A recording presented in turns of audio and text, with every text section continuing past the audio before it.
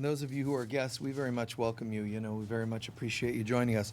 There's people all over the planet watching and participating in this beautiful experience we call Unity of Sedona. We'll change the name probably at the beginning of the year, the name of this center. It'll never not have its roots in unity, and unity has roots in Christ consciousness, but we're just going to jump out of the roots and straight to the source and change the name more directly, something related to Christ consciousness or whatever. We'll see where that goes. I'm going to go into a talk now and then our meditation and closing prayer. Give me a couple of examples of what you want me to cover today.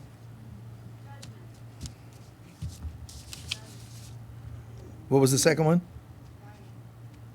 Dying? Okay. Surrender. Peace. Michael, you talk a lot about the ego. How about the id? It id what it id. Yes? Eos and Eros may be masculine, feminine, above psyche that's contributing versus lower mind. What is it? Liberation. Okay, no more. That's good.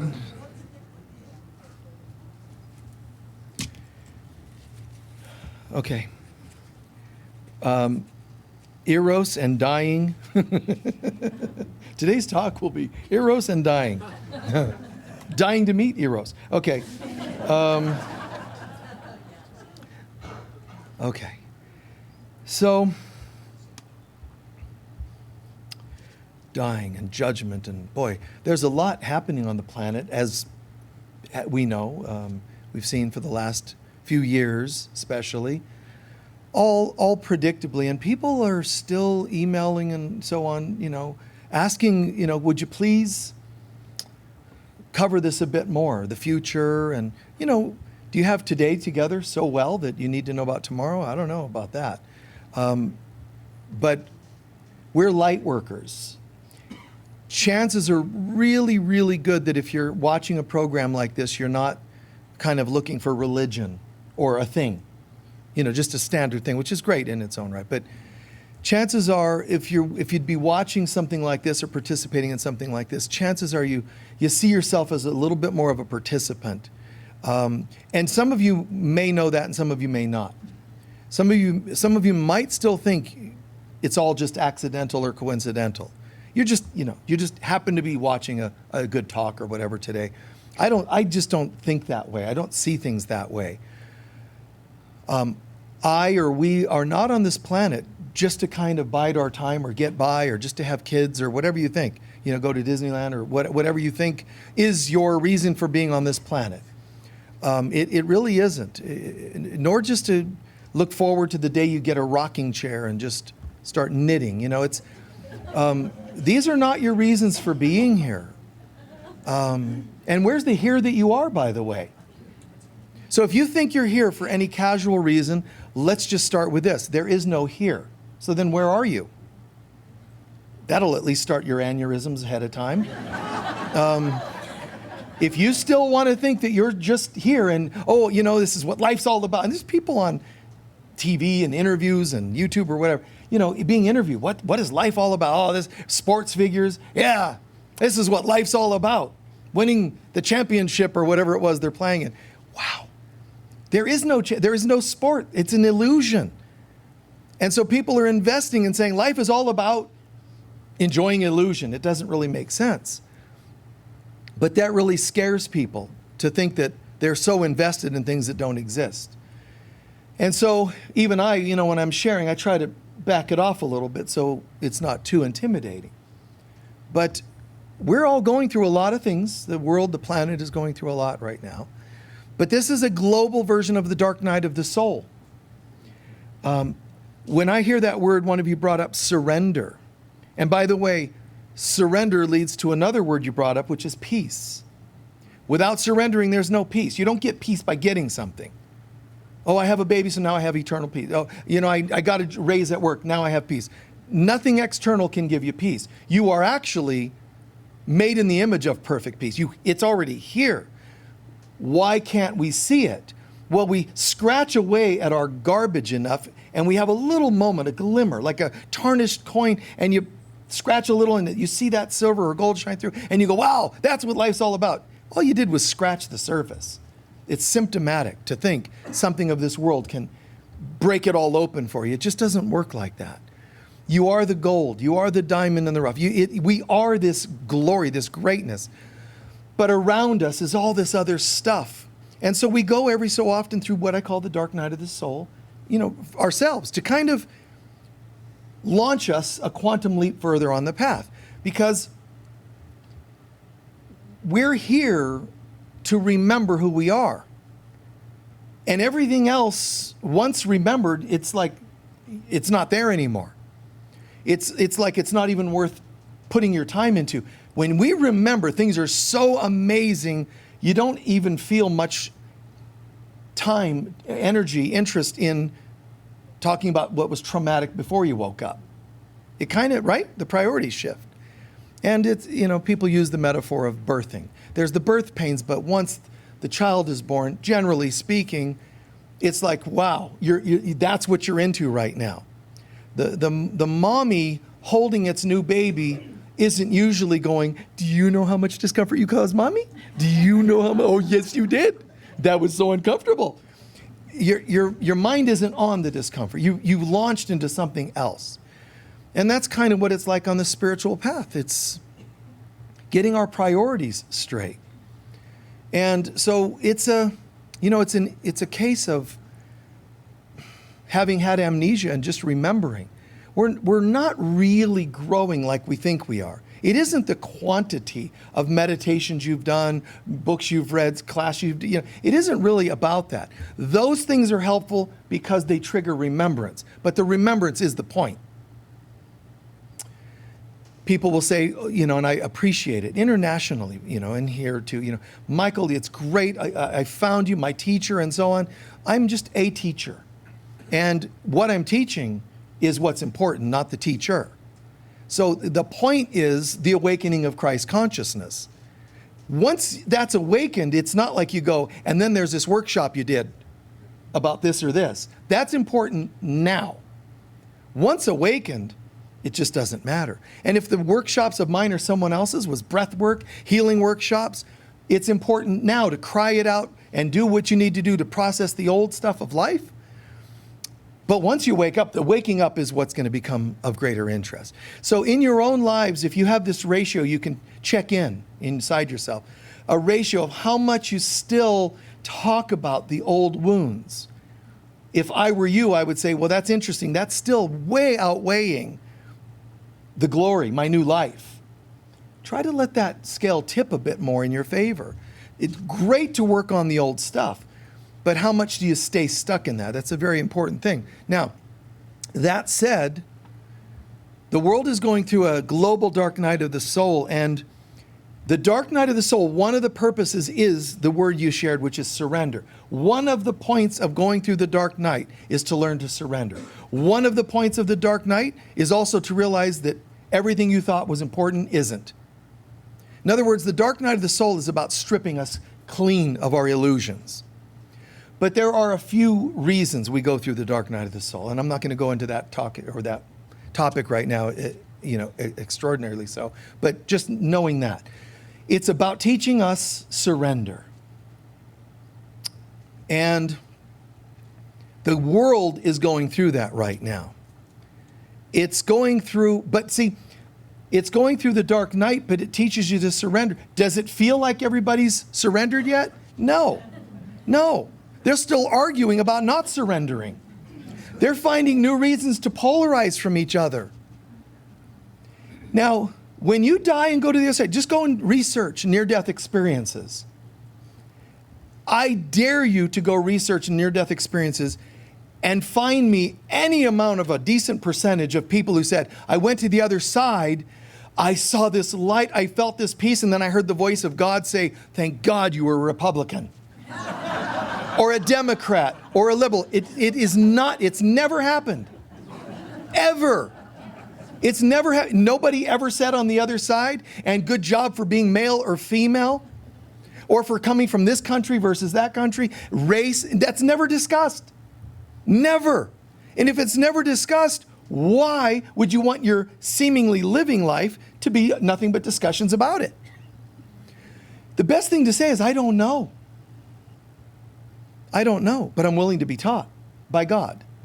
I don't need people, groups telling me what to think or believe, because it's not real. But I caution you, don't go into a big rally and say, none of this is real. Just don't. Just don't. It won't go over well, because people are so invested in their stuff. Well, the world is going through a global dark night. And I can make jokes of it, but I also feel pain for it. I feel for people. I know that people are going through a lot. And right now, even just recent things, whether it's gas prices or whatever else, a lot of people are scared. A lot of people are upset. And their core things are being triggered, and they're in a lot of pain. We should be compassionate for them, no matter whether you agree with their pain or not, agree with their opinions or not, agree with their tears or not. Compassion. Because they're children of God who are in pain. Right or wrong, it doesn't matter. So our hearts should, and rightfully so, go out to people like this. Now, the thing is, if all of this dark night of the soul, all these heavy topics, political, religious, whatever else is going on, if all of this ended today, it would not end today. Because after you go through the dark night, after you go through major changes, losses, like we're going through in the world, remember, it's easy for you to sit here and go, well, things feel pretty good. And they are pretty good for you, I'm sure. But what if yours is the child that died from the pandemic? Things aren't as perky as the person sitting next to you who hasn't lost anyone, right? So our hearts, we feel for them. But I'm saying that if it all ended today, all pandemic prices and political conversations and all that ended today, which it isn't, but if it did, it wouldn't end, because you have what's called post-trauma. So even if it ended today, I'm telling everyone here, be prepared to go through post-trauma. You know, and there's going to be some people that they're like, we can't wait for the new, everything to go back. The new world's going to be everything like it was. It's not. It's not going to go back to how it was. Well, if only, and you try to reassemble your life. If only your partner hadn't passed. If only political corruption hasn't been exposed. That's always been there. Post-trauma puts us in a position, basically, of not knowing what to trust anymore. That's just one of the primary things it does to us. We don't know, who to trust, but who are you trusting to even define trauma, let alone post-trauma? What is trauma? What is, and you have people who will tell you the neurological, the psychological, the physiological. These are all people who are telling you intellectually what is trauma and post-trauma. How would they know? It's not an intellectual thing. How many people ever sit around going, this is interesting. I'm seeing myself in some post-trauma right now. It's not an intellectual process.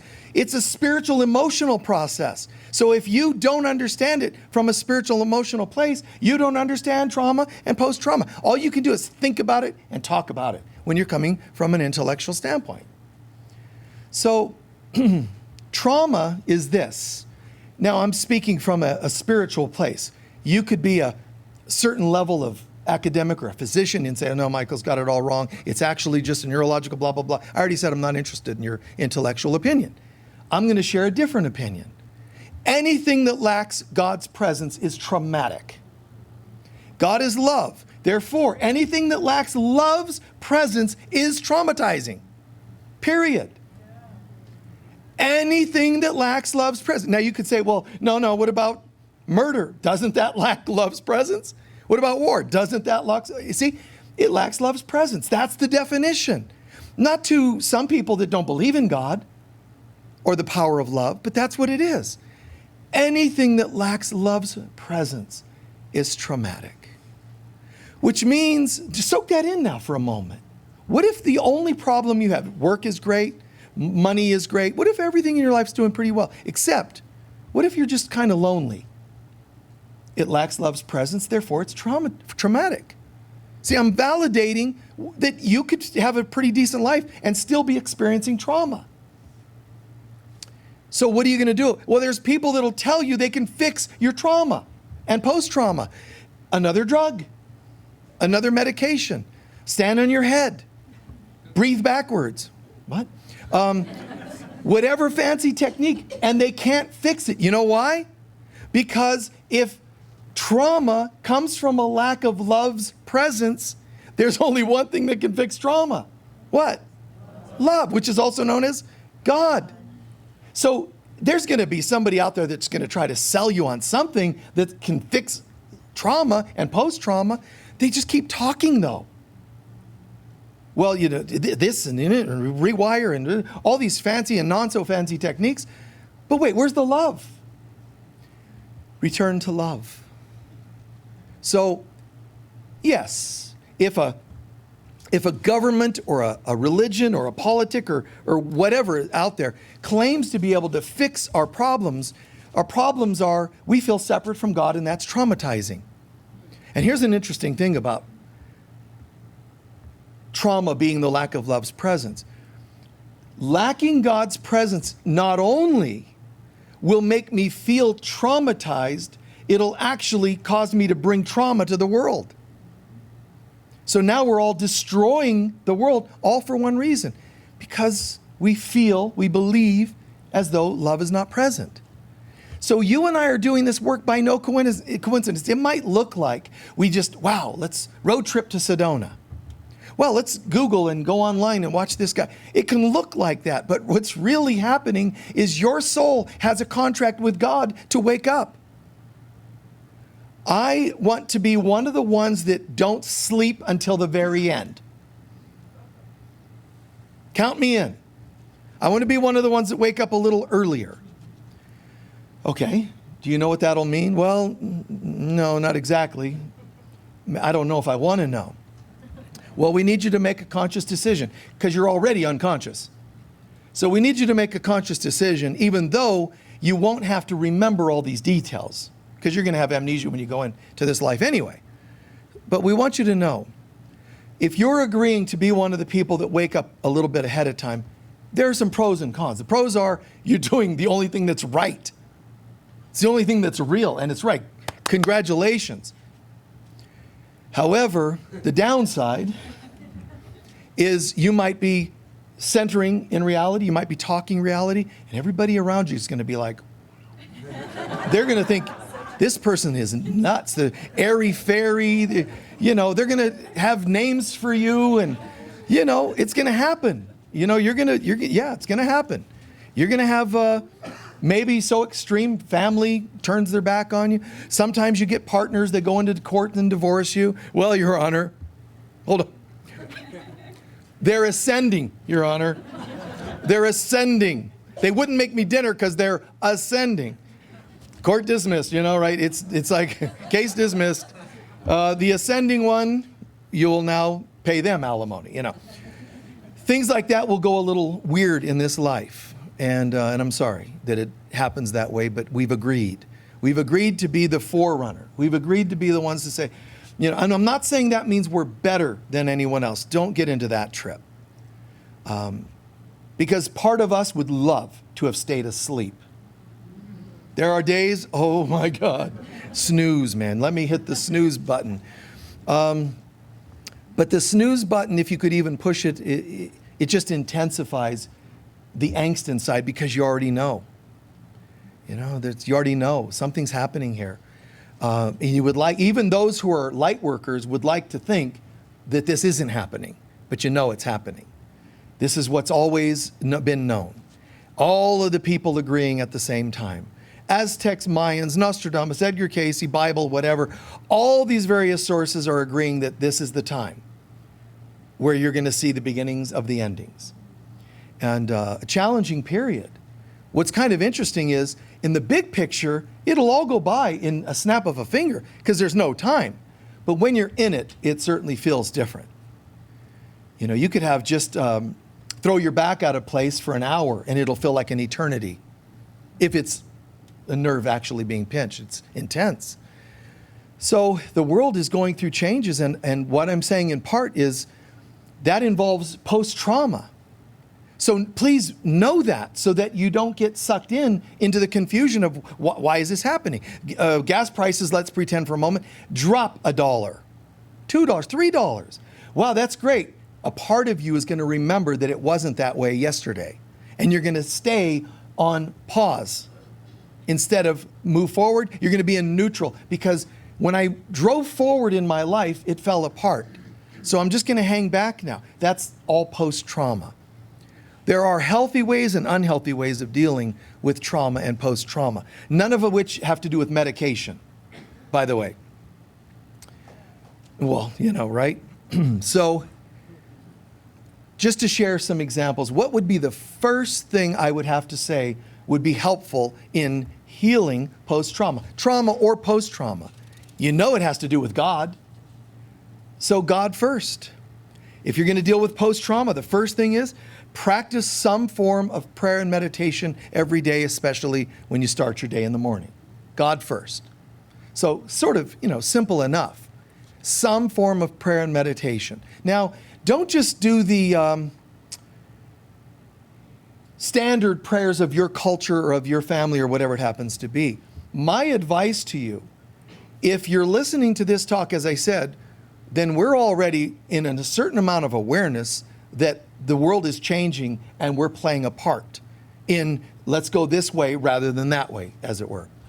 So if that's the case, then I think what I'm going to do is my morning prayers are going to be a little more like a warrior, a spiritual warrior.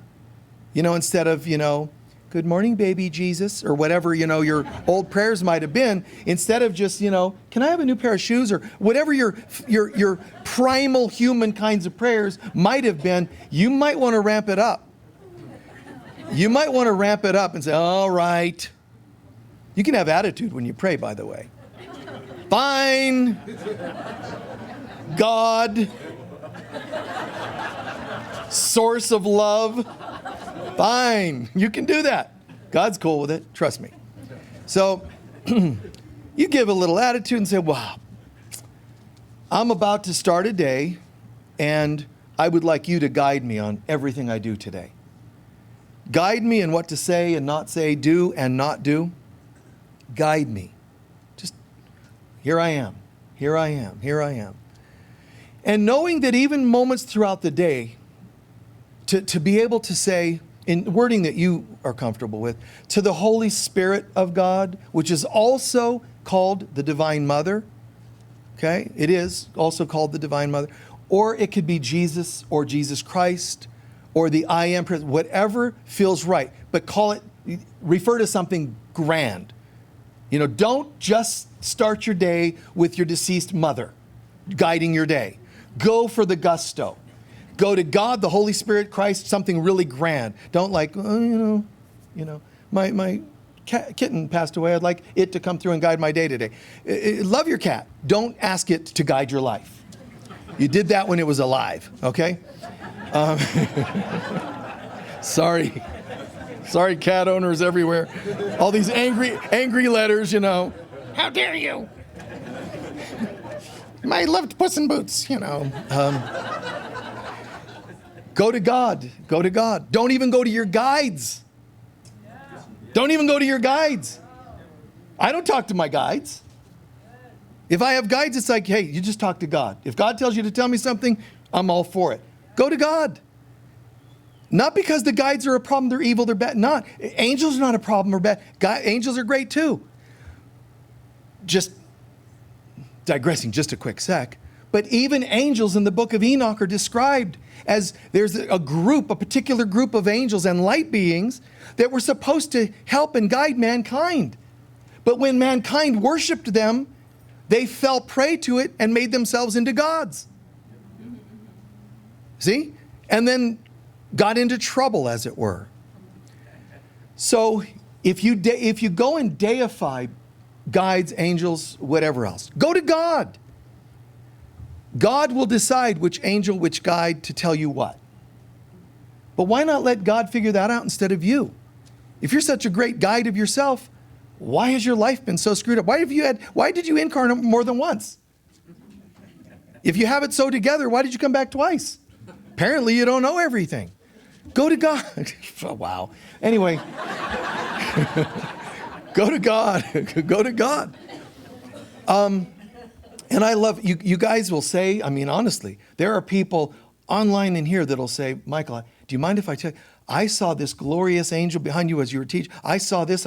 You turned to light. Well, that's great. I don't deify any of it. Go to God. Why do you think it is so magical? Why do you think I can do whatever it is I seem to be able to do here? How is it that I become a good teacher? How could I pull off anything? It's because I just go to God. You know, it's not like I deify myself or any guides. Keep going to God. Call on the Holy Spirit, call on the Divine Mother. That's what I do. And I have no problem with angels. There's suddenly this manifestation and this presence. We call in angels to support processes that we do sometimes. That's great as a support. I don't make them the source of all. It's God. Angels are messengers, and so am I. And so are you. It's just the difference is angels choose to remember that they're messengers of God. Humans like to think they're all kinds of things. You know, so they have so much else to do other than being the presence. So we're all here to anchor the presence of God. Are we anchoring the presence? But it's still about God. I'm not here to anchor my genetic family. I'm not here to anchor, you know, things like of the mundane, bloodlines. It's not important at all. That which is flesh, that which is spirit. So go to God. Go to God first. You know, find some way to start your day in that presence. And I love one concept there. One type of sharing is Jesus says in a book, Jesus Calling, call on me and ask me every day, ask me to draw you closer to me. See, in that, there's a humility to that. So, the I am that God is, the thing called God, the Holy Spirit, the Divine Mother, Jesus. Jesus is a historical character who remembered he was the Christ and told us, and so are you. My job as Jesus who became the Christ is to remind you that you are also the Christ. I can't be Christ, meaning 1/1,000,000th of the children of God remembered, and that's it. Everyone is going to remember. It's our destiny because it's who we are. So go to the highest so that it helps you in that remembrance process. Don't go to beings of any other level or caliber. And you do what you want to do. But my suggestion, go to source, go to God. Now, if you're experiencing trauma or post-trauma, whether it's literal, psychological, past life, whatever it happens to be, God first. My second piece of advice, get to safety as soon as possible. Physical safety, psychological safety, noise level of safety, whatever. You must pull yourself out of whatever seems to be triggering you or traumatizing you right now. I'm not encouraging you run from all your problems. I'm talking about a sense of personal safety. Because if we don't count this as the second piece of advice, and you're not safe, you won't make any healthy decisions about how to get out of trauma. There has to be some breathing room. God first, some breathing room. Leave that room, leave that conversation, whatever it is you feel like you need to do. Get some sanity and some safety. No added trauma in this moment. And remember, God is your ultimate parent, the father and mother aspect of God. But God is also dependent on nurturing you into becoming your own parent of your inner child. So God's kind of like saying, I'll tell you what, I'll play like a grandparent role. I still need you to be the parent. Not I need you to be, because that's how you'll become that which I am. If you can't learn to protect yourself, love yourself, treat yourself with all the respect that a healthy parent would its child, then how am I going to get through to anything in you? See? So, got to be able to grab hold of safety. Secondly, which is similar to the second, go after a healthy support system. Get to your 12-step groups. Get a healthy counselor. Have healthy others in your life, support systems. a place where it's not just I got myself safe, like in step 2, but I also know how to be around others that are safe. See, you're not just coming to listen to a lecture when you come to listen to me or Unity of Sedona or even some other teachers. You think you're hearing a good Sunday service when you watch certain people on TV or YouTube or whatever. The greatest teachers are not just talking and teaching. They are creating a sacred space in which you step and you become safe, which is where you can heal.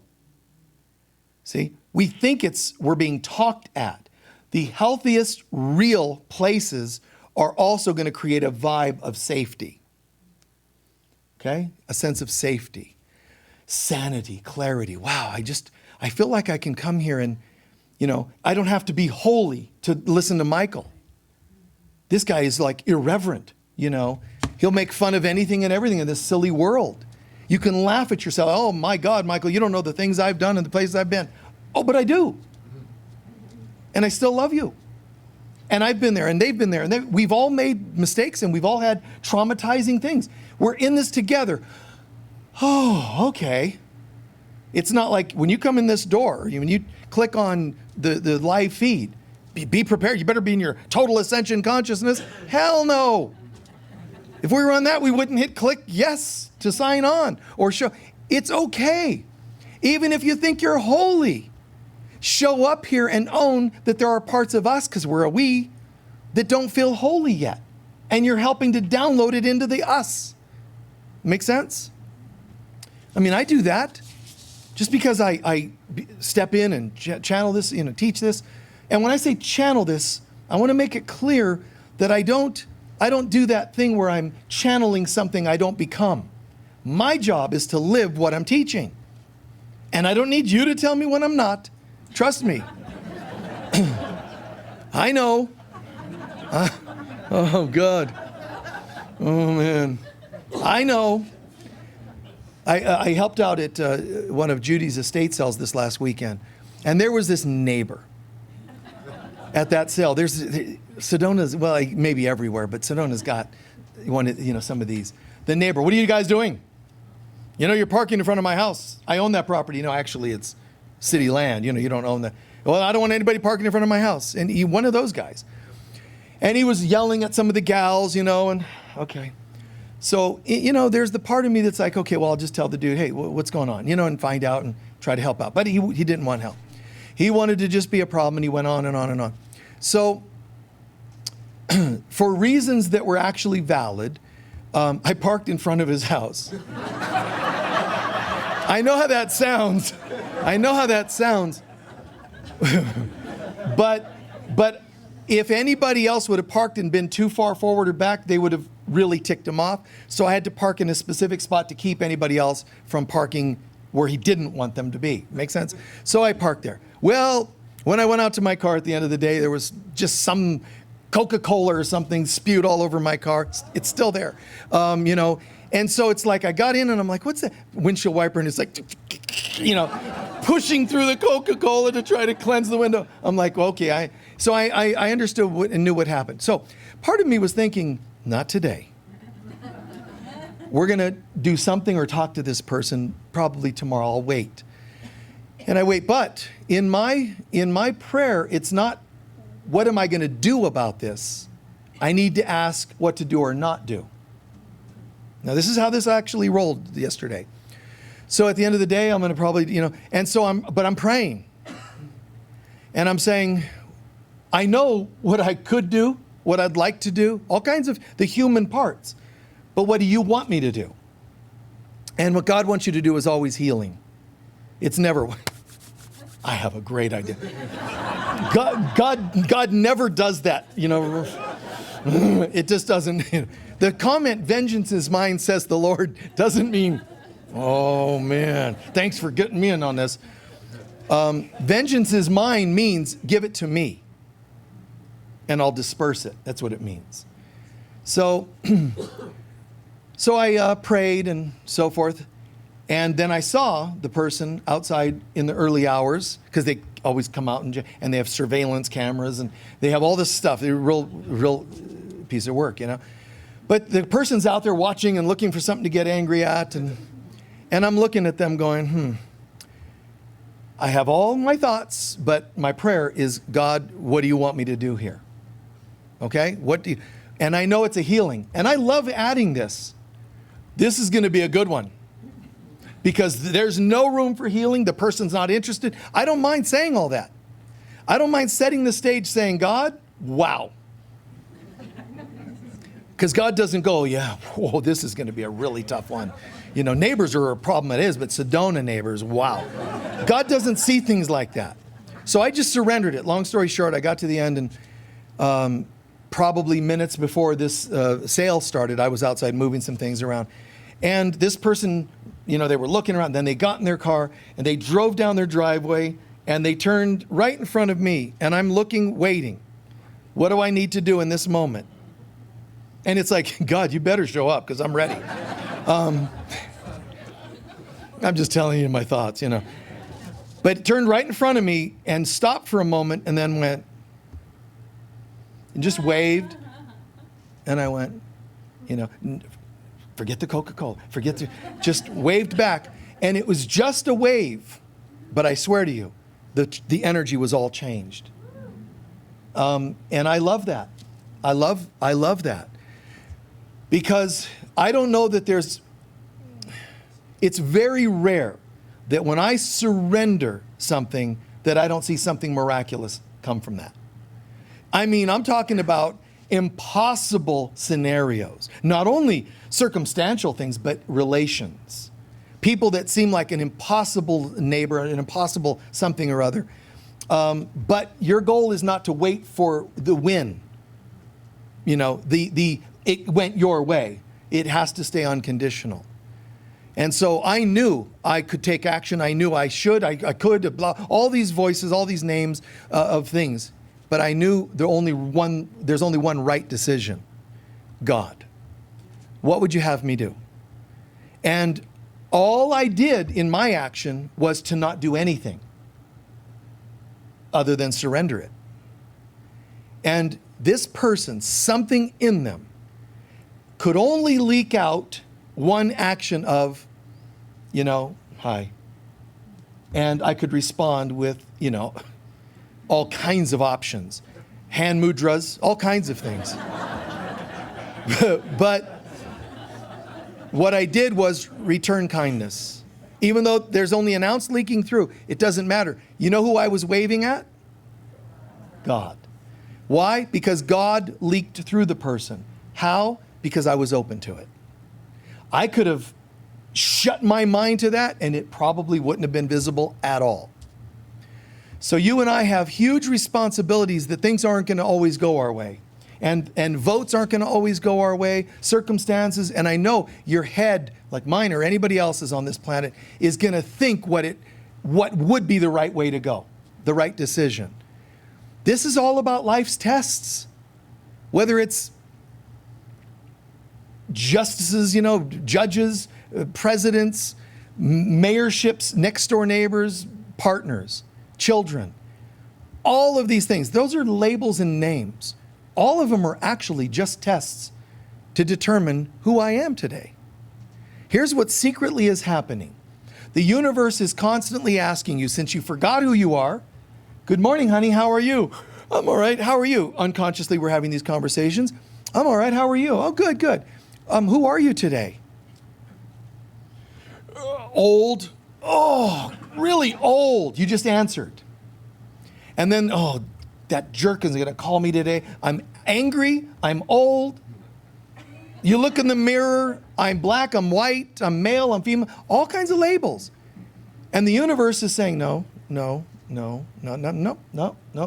Doesn't agree with any of it until you say, a holy child of God. Good, then it says. But all of our labels are not true. And the world is coming at you because they don't know either. So when someone's trying to sell you another medication for yet a new illness, where did that one come from? If it wasn't there yesterday, how did that illness pop up today? So you have people trying to sell you on how to fix an illness. Guys, subconsciously what they're really saying is, who are you? Are you a body that is limited and can get sick and be prone to anger about people not doing things your way? Who are you? All of this is, who are you? When you retaliate anger for anger, you're saying to them, I have no idea. That's what you're saying. I know they're not asking nicely. We didn't have this guy out there with his surveillance cameras and his attitude going, who are you people? Are you spiritual? Can you change my life? No, that didn't happen. But when people are spitting on you and kicking you, subconsciously they're saying, I don't remember who I am, and that bothers me because I know there's something more than I think. Do you have an answer? And many will go running to the gurus. I think they have the answer, and only to crucify them later. So the gurus have to be careful, teachers of any kind, authors, whatever, counselors, whatever they are. They have to be able to see the difference, to know the difference. Hey, I'm only going to be able to reflect the truth to you. You have to decide. It still has to be you.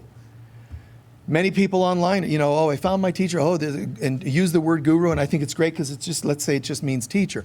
I don't mind, but I'm not playing a certain role. I don't mind that you respect somebody, but it's not a role I'm going to step into in the most grandiose kind of a sense. We're all in this together. And there's a vision that the woman had who wrote A Course in Miracles. She said, I had this vision. It was a pivotal moment in her life. And she said, and I was going up this aisle at a church, and I saw Jesus on the altar. I walked up and I knelt at the altar to pray to Jesus. Jesus got up, came and knelt down with me, next to me. That's the key. We're all in this together. Jesus had lifetimes of struggle because he had lifetimes before being Jesus. He had lifetimes of struggle and confusion. He just chose to not believe in it having power over him, so he became Christed. You and I have to stop believing that the neighbor that does this has power. I know some things seem big. Death, losses, one of you brought up death, dealing with death. And ultimately, it's an illusion. But I would never tell somebody who lost somebody, get over it. It's an illusion. My job is to hold you. My job is to be present with you. How can I be helpful today? You don't stand in a grocery line where somebody goes, oh my God, I forgot my money, and they're all embarrassed and scared. They don't have much. They have, food stamps or whatever those kinds of things are, and they're nervous. You help how you can, where you can. It's the right thing, man. It's good. When I do that, when I give to people, I don't do that the way some people, for the same reasons some people do. I'm doing it because it's my way of saying you have value. I'm not doing it to rescue a person who doesn't have enough money. I don't see it that way. Because that's just temporary anyway. You're struggling and you're scared and maybe embarrassed and so on. But you know what? You have value. Let me help you out. Oh, you shouldn't, you can't, or whatever the story's going to be. Yes, I can. And it's all I can imagine doing. So the more we start to think as a we, then we can change the dynamic, the consciousness of we are separate from God to we are part of God and we are very holy. So the world is testing people with things that divide them. Not because the universe, the Holy Spirit, is trying to divide them. The universe is just saying, hey, what do you think about this? Ah! And they all go nuts and polarize. But Spirit is not hoping for the polarization. It's saying, is there anybody out there that's sane enough to forgive each other? And then those individuals that would start drawing other people closer so that you can dine with people that come from a different place. I remember this at that sale yesterday. This gal, probably in her 30s or something, I don't know, maybe you're even in the room right now, but she saw this painting that she liked, and it was a nude. And she's like, oh my God, I love it, it's beautiful, whatever. She gets it, and her mom sees it. She's like in her 30s, and yet her mom, oh, honey, that's naked. So are you, at least once a day. Like, what's up? But she gets it. Well, I like it, Mom. They made it all the way to the counter 20 minutes later. Made it to the counter. They were checking out. The mom got her things and, mostly uptight mechanisms. And it's like, loosen the bone, Wilma. Come on. Like, Lighten up a little. So, God. So, the daughter, okay, well, and the mom's, honey, are you sure? Yeah, Mom, I love it. There's little mumbles, and the gal just goes, fine. And she goes to put it down against the wall over here. The mom goes, turn it around. Don't let it show. I'm like, wow. A lover in the waiting, that woman. Shame it all. Just shame it all. Don't look. Okay. The third item was support systems. The fourth, feed your soul. Don't just get support systems from trauma. Feed your soul. Watch movies that feed your soul, that make you go, whoa. I know this gal that's got all kinds of childhood trauma. One of her favorite movies, 13th Warrior. Well, where does that tie in? Because it made her feel like good can defeat evil. And that was important to her. Be a warrior. You can do it. This was a story about a guy who joins these warriors, and he's just a scholar. But they taught him how to fight for what's right. See, so that was important to her. Movies, songs, things that lift your spirits, right? And if your life has been traumatizing, listen to stuff that gives you hope. I've said it a zillion times. For me as a kid, Earth, Wind, and Fire. Songs like You're a Shining Star, no matter who you are. Songs that told me there is hope, light at the end of the tunnel. It makes a huge difference. Feed your soul. Movies, music, friendships, whatever it happens to be, including inspirational speakers. Joel Osteen is great. I know he's a Christian, fundamental Christian kind of guy. Doesn't matter. He's inspirational. Read material that lifts your spirits.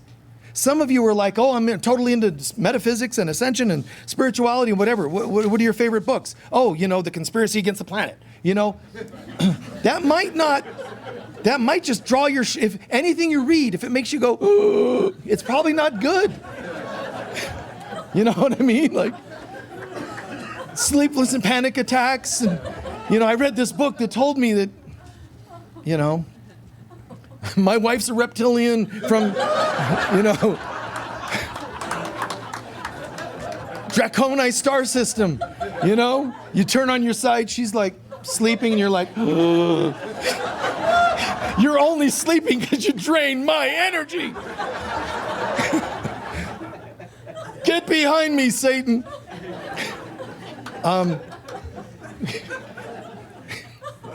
Not my suggestion. Read things that give you hope. And I know that there are true conspiracies, and I know there are wicked individuals and groups that are up to no good. I get that. I get that. But what are you doing to straighten your own life out? If there are, let's say there's groups that are up to no good. You can't even control the thoughts in your head that are up to no good. Work on those, and these guys won't know how to get to you. You get it, right? Just right here. It's not just what they do to you. You're also, in that place, that mode of thinking. Oh, it's so nice to come home after work. Wish I could have a beer. I can't have a beer because I'm in recovery. Oh, but you shouldn't even have those thoughts. Oh, I got to go call my sponsor. Oh my God, I'm having thoughts about drinking. You're not at peace. Cry it out, scream it out, but give yourself credit for today not drinking. And let's go to tomorrow, a day at a time. One reason you incorporate God in your 12-step program is what I'm saying. First of all, you're alone in this because there's no such thing as being alone since we're all one. But I forgot that we're all one. So it really helps me to watch that inspirational speaker that you aren't in this alone. We're all here for you. Reach out for healthy support systems. And I threw in the word healthy, support systems. Not the ones you hung out with in high school. Those aren't necessarily healthy support systems. They're just people. And your family might not even be a healthy support system. Please have the love for yourself enough to reach out for healthy support systems. Build those. And don't forget to give thanks, which will be one of our other ones. I'm going to share one or two more. But one of the most underrated, be of service to others. If you want to work on trauma and post-trauma, be of service. Oh, no, I can't because I'm traumatized. Or I'm in post-trauma. Once that passes, I'll be of service. I'm telling you. Being of service makes you feel alive and makes you feel like you have purpose, which counters trauma and post-trauma. But wait until you can do it. If you're full-blown anxiety attacks, maybe today isn't the day to go and donate time at the animal shelter. Hi, dogs. I'm here to help you. You know, take time. Cry, scream. Get in your pillow, man. Kick your feet like a tantrum on your bed, and you scream. Vulgarities and everything. Get all the garbage out. Name it if you need. How dare you? You can say anything. How dare you? No, no more. Say it. Get it out of your system. Then cry, if that's what you need to do. Curl up, get a pillow in here and comfort yourself, even rocking yourself slowly. Let that all decompress, just like if you were a child and yet a parent taking care of that child. What would you do? Honey, come here. Let me hold you. So do it. Hold yourself. Let it out of your system. And then today will pass, and it might happen tomorrow. Do it again and again. And, but the point will happen where suddenly I feel like I can go outside today, literally or figuratively. Wow, there are animals that have been treated the way I was treated. Working with humans, I don't have the licensing or I don't have the confidence yet. Start with an animal because it'll respond to any ounce of love. So go take it, man. Bring it to them. You know, they can sense your hurt and you can sense theirs. You're in this together. So be of comfort to each other. Be of good cheer, for I have conquered the world, all the illusions of the world and all the stuff. Every time you can just be the presence of love. How can I do that? The animal will forgive you for having your own issues. The animal is not going to be like, oh, no. You go and become holy before you be holding me. You know what? That's how you'll start to remember what safety looks like and what comfort looks like. Well, I don't even know what it looks like. I didn't have it. No, but you'll know this, your heart. When you hold someone with no ill intention, you're already channeling God. Trauma, the lack of love's presence. Healing, the presence of love, which you can be. No matter how terrible you think your history was, it's a choice. Right now, I choose to be the presence of love. You also will have to, at some point in your steps of healing trauma and post-trauma, you'll have to take into account what you learned from these things. It's going to be a matter of, what did I extract from this? Well, for example, I stayed in a traumatic environment for 10 extra years, 20 extra years, because I was told you can't get a divorce. God doesn't allow it. So what did I learn? God says, run, Forrest, run. God, it's okay. I've worked with people that stayed in trauma because they thought God would not allow them to leave. What? The lack of God's presence is what's causing the trauma. Staying in it didn't bring in God's presence. So it's okay to say, not today. So what can I learn? It could be like I'm in a family environment but it's family. And people said, blood relative, and wow, no. No, you're allowed to step out of that and say, not today. Today, God is my parent. I don't have to stay with an abusive parent in their life if all they know how to do is abuse. Let me go, God first, and safety. And safety doesn't include being in your house right now. I'm not telling you to run and make rash decisions. Get guidance from God, that's always step one. Get safe. Sometimes you're safer in a women's shelter than in a mansion. I didn't say which one's more posh. I said safe. Sometimes, and some of you know, your car has been the safest place you knew. I remember as a kid, I thought, I wonder if I were to tunnel my way under our stairs, because we had a closet that went back and under the stairs. I could probably make them think I ran away, and I could sneak out at night and eat, but I'll just live in that little, because to me, as a kid, that's all I knew that might be a safe place. It wouldn't have been, it was still in their house. But we're looking for safety and sanity in our lives, and we make these kinds of decisions. Sometimes our cars are in whatever it happens to be. Take good care of yourself, and I'm not asking you to make rash decisions. I'm telling you to make safe and inspired decisions. And the last one I would say is just recognize the power of gratitude. Not Gratitude for the abuses you've endured. I don't sit down and go, hey, God, I'm going to do prayer right now. I want to thank you for the pandemic. And I want to thank you for all the people that died from it. I don't give thanks for traumatizing things because they're the lack of God's presence. I give thanks for what I got from it, what I learned from it.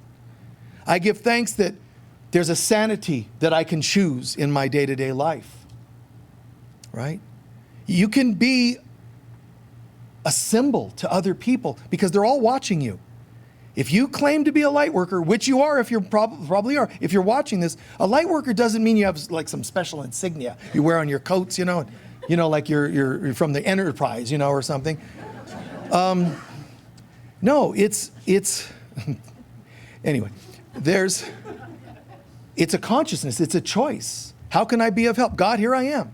All you're doing is really choosing to be like living angels, embodied angels. We're here to walk each other home.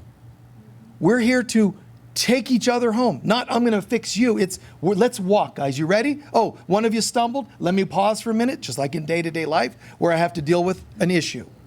And some days you might be the one who fell, and someone helps to lift you up. But we're in this together. So I'm giving thanks that I know this, and I'm giving thanks for every healthy decision I make that I know came from God. The ones I chose, decisions I've made that were not coming from God, I give thanks that I got it. You see what I mean by that? Give thanks even for those kinds of pieces to it. So I appreciate your time and your patience. I hope I've covered as many of these as I could. Peace, dying. I'm sorry I missed Eros, but another day maybe. And that word liberation came up as well. Guys, you can't be in trauma or post-trauma and feel peace and liberation at the same time, not on an enduring level. What you can do is the proper steps of dealing with trauma and post-trauma, and in comes the peace that was always there. Liberation. Free at last, free at last. Thank God Almighty, we are free at last. Free from what? Bondage, lack of liberation, right. How do I get there? Is it only as a race? Is it, a group of people? Is it only a certain color? Is it only a certain family? The liberation comes from me being liberated, released from all of my judgments, all of my previous beliefs in a limited life and a limited universe. See, you're only symbols of that. At first you think, free at last, we broke away from the Pharaoh, Moses and the Israelites. We broke away. But it isn't just the Pharaoh, the bad guy. They broke free of their own beliefs that they can even be held captive. You see what I'm saying there? So whether it's racial equality or whatever else, gender or whatever, free at last is, I choose not to believe that, right? It's a belief system. It's not really a war between you and other people that aren't so kind. They're actually a symbol of the unkind parts and belief systems in us. And when we get it, we retire them. So technically, Moses and the Israelites did not have to leave the Pharaoh of Egypt and hate him, because if they wouldn't have been able to free themselves in some level of consciousness, they would have never been able to leave. They were ready. Racial equality, gender equality, they're all just outside dramatizations of our inner struggle. It's what it is. Krishna explaining that in the Gita to Arjuna. This is you're fighting. The wars are always holy wars, and they're always within you. They're never about you and someone else. World wars, and the same is true for where we're all going in our lives right now. Heavy, heavy things are coming to this world. But my job is to be the light, and my job is to also release that which is not love or God's presence. Plenty of trauma. People will be talking about things for the next many years that are still going to go on. What are you doing to get yourself out of trauma and out of post-trauma? Because if you don't do that, you're not of any good for anybody. Okay? So what are you doing? God first, safety, support systems, gratitude, those things I'm suggesting. I think there were 7, so please consider those. And then bring those to other people. Don't preach it to them. You know what you need is a safety support system, tactful. Always fly in under the radar. That's the great task of a light worker. You don't walk in and go boom all the time. More often than not, light workers are very stealthy. You're the presence. You bring it through your presence. Some of us write it, teach it like this verbally in front of people. Great, but that's not always the way we're doing it. Be the change you'd like to see in the world. You're welcome. Thank you. Please take a few centering breaths. We're going to take a moment integrating, absorbing this.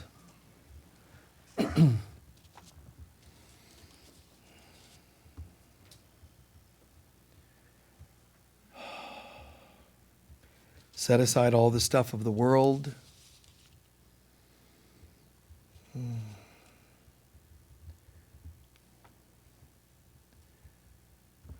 Trauma, lack of love's presence. That's all it is. The world can't fix us. No person or thing out there. How many governments have you said, hi, we're here to be the presence of love? How many medical companies, pharmaceuticals, hi, we're here to be the presence of love? Unfortunately, corporations, no. So stop expecting it from them. Take your medicines that you feel you need to take. Do the processes. Do your voting. Do the things you do of this world. That's fine. But besides the things of the outside world, what do I do on the inside? It comes from God. If I'm struggling with trauma, which is the lack of love's presence, I guess I'm supposed to be calling on the love's presence. You, Father, Mother, God, that's what I was missing. Help me feel your presence no matter what I go through. Help me feel your presence when I'm really high on life and everything's going well. And help me feel your presence when I feel lost and scared. Draw me closer to you, because that's all I really need.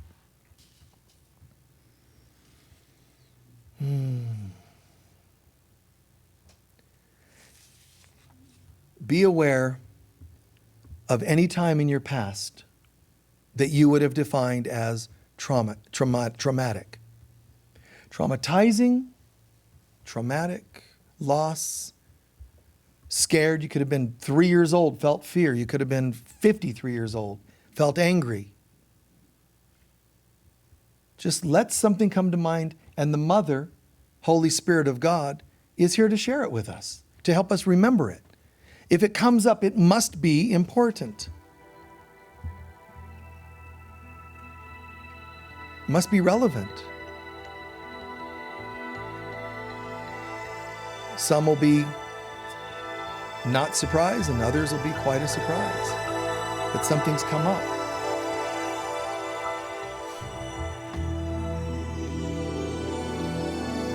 And just take a moment in your clear mind.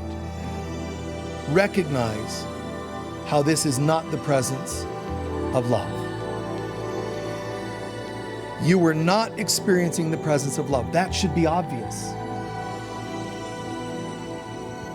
And it should also be clear that the person, if there were other people involved, that they were not in a state of love either. Think about it. It's pretty simple. This experience, I can name it. I can tell you how old I was. I can tell you what it was, how many people were involved, what they did, what they said. But there's one underlying current, which is this was a lack of love's presence. And if there was total love present, everyone in the experience would be instantly healed.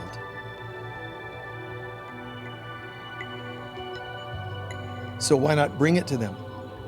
I remember this experience, but right now I'm calling in the power of the Holy Spirit. You shine your light upon me. You show me the light in myself. Show me that power that I have inside, where I can say to this experience, this was simply the lack of love's presence, like Moses standing before the sea. You will now part. Love is always here. I didn't see it. To all the people involved, Be still and know the I am loving presence of God. Period. Be still and know the presence of God. Tell abusers, tell yourself, tell the experience, the environment, even the cells, the particles, atomic particles in the room. All of you, be still and know the presence of love. And you are then freeze framing time. It's being unplugged the way it was and rewired the way it is.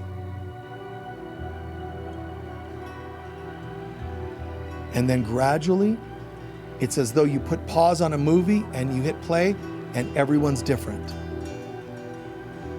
Imagine everyone is different. They stop the abuses immediately, scratching their heads. What just happened? Love entered the room. That's what happened.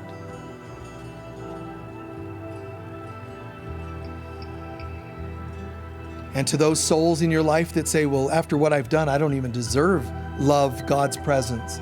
And you say, of course you do. We all do.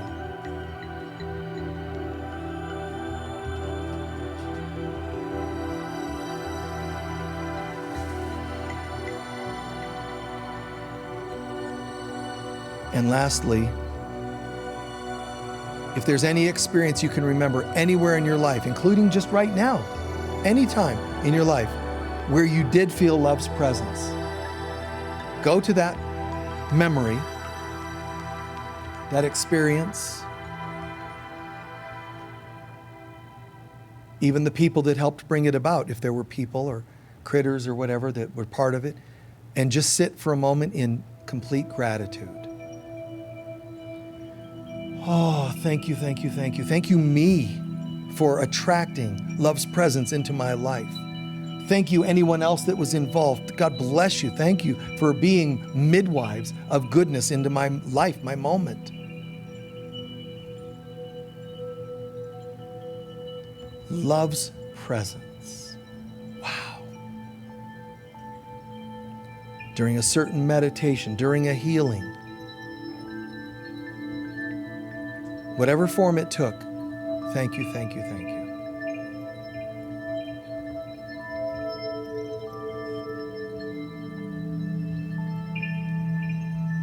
A couple of centering breaths. Draw that inside. Anchor it into your cells, into your bones, into your blood. Make your body being a place angels would seek to dwell. This is a holy place that I am. This is a holy place that I am. Here is the glory of God. In this moment, in me, in this experience, this beautiful, perfect light, love's presence. I am loved and I am loving. I am part of God and I am very holy. I ask you, Holy Spirit, to help me remember this every moment of every day. And that is my quest. And it's all fulfilled today.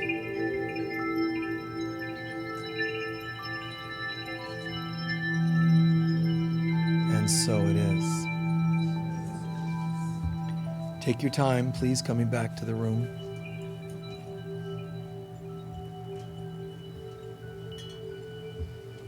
Breathing, taking your time. Very nice. Take your time. You know, when we're going through the dark night of the soul, when we're going through trauma and post-trauma, it's not that dissimilar to also going through the stages of grieving. Post-trauma is similar to the stages of grieving. In post-trauma, you're going to try to pretend nothing happened. Oh, it's all done. It's gone. See, there's people that just can't wait for the pandemic to be done. Why? So they could go back to their illusions. You know, people say to me all the time, oh, Michael, thank you. This wonderful session, that I've had with you. on the phone or Zoom or wherever we're doing, thank you. This is great. I'm going to jump back into my life. I said, wait. Finish dying first. You're like ready to jump into your soul's purpose. Maybe tomorrow, maybe next week, maybe a year from now. We'll see. But you haven't even finished dying. Die of the old. Let all of your belief systems about what the life was and your life was supposed to be, your marriages that weren't, your family, kids that turned their back on you, all those things, die well and let them go. I thought I was a good mom, and I thought my kids would forever, but they're turning their back on me. And I guess I don't know what parenting is. I guess I don't know what family is. I know that sounds odd. The universe is trying to get us so humble that we say, I don't know. Add to the I don't know, but I'm willing to find out. Whole new level. If you keep sitting around not knowing what the third dimension is, why are you asking for the fifth? And you don't have to know the third. Just die of the old. Die. I thought I knew what the third dimension was, but I don't have a clue. But I'm willing to find out. And in that, you'll already start resigning certain attachments to what you thought was. They start dying. And we walk into a new life. So, thank you very much. But you might be finding yourself in those, denial, anger, depression. Those are natural stages of the dying process, of the grieving process. What are you grieving? Guys, we're collectively grieving what we thought was normal life. We're grieving all kinds of things. Some of us are grieving our children were hoping for a wedding and they couldn't have it. It wasn't allowed. The grand wedding kind of things, They were told no. Graduation day, some were told no. Can't have graduation. We'll send your certificate. Lots of dreams were lost. And that's another loss. Grieving dreams. But this world isn't real. What was it going to give you anyway? All we had was a pretend patterns going. So it's all falling away. Depression. And you get to the stage of acceptance. But acceptance doesn't mean, fine, I guess life isn't anything and I shouldn't be happy. And it's not a depressing thing. Acceptance means I get it. What I thought was important and real apparently wasn't. But I don't know. I'm willing to find out what's truly important. Jesus calls that in A Course in Miracles an undoing process. When you're going to learn what you thought was valuable isn't valuable, it's a very painful experience. It shouldn't be painful. It doesn't need to be painful. He says those words, but it usually is. Why? Attachments to what we thought was real. We're going to take up our collection and do our closing prayer. While they're preparing, please be as generous as you can be, online and in person. This is what it helps, it pays the bills and keeps everything moving as a great ecosystem on the third dimensional level and higher. So we appreciate it. The prayer is on the front of your bulletins and it's posted online. Together, please. Divine love flowing through me blesses and multiplies all that I am, all that I have, all that I give, and all that I receive, and so it is. Thank you. While they're passing those, it'll only take a minute, and then our closing prayer. But while they're passing those, a couple quick announcements. The chaplains will be doing a prayer circle after. You're welcome to ask one of them to go sit privately with some healing, counseling, whatever you're looking for. Or you can just be in the prayer circle, which you can sit and join us in, just to contribute. Remember, you can share donations now, but you can share them at any time. You can mail them into the Unity office, or you can go online and post donations as well. I love seeing what you guys have helped. Obviously, this happened, but I love seeing what our team has done with our bookstore here to be able to provide things that people are looking for. And I love that the prices are like a third less than you would find anywhere else. That's not a promo. It's something I love. That I love to make things affordable. I just think it's so beautiful and important. Remember, let's get in the habit of being on time for service, meaning 5 or so minutes early so that we can launch right away, okay? It would be most appreciated if everybody could try to get here 10 minutes early or so. And to Today we have our 7 initiations on the spiritual path. It's a workshop I'm going to be leading here. It's in person here, but also online. And it's all about understanding the purpose to life's tests.